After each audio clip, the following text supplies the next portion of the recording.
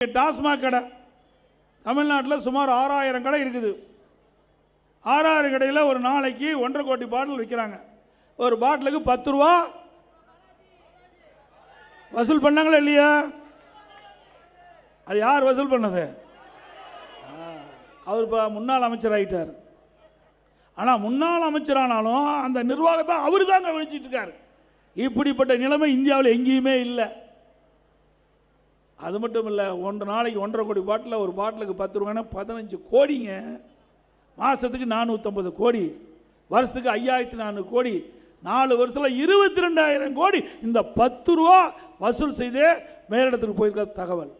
அதையெல்லாம் விசாரித்து தான் டாஸ்மாக் கேஸ் பதிவு பண்ணியிருப்பான்னு எனக்கு கிடைத்த தகவல். இப்படிப்பட்ட ஊழல் நிறைந்த அரசாங்கம் தேவையா?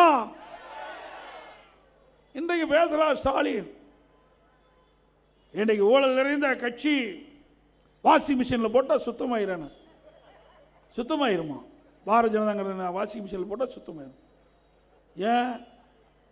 உண்மையான இருக்கிற வாஷிங் மிஷினில் திமுக காரன் கொள்ளையடிச்சலில் போட்டால் தான் சுத்தமாகும்.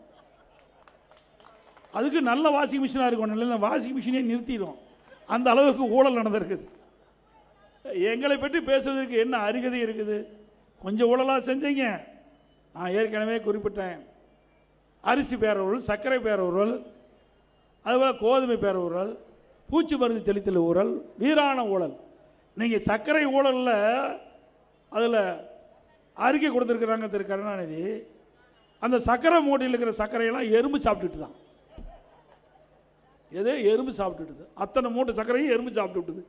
பிறகு அந்த சர்க்கரை மூட்டையில் இருக்கின்ற சாக்கு பை, கோணி பை இருக்குல்ல, அது கரையாக அரிச்சிட்டுது.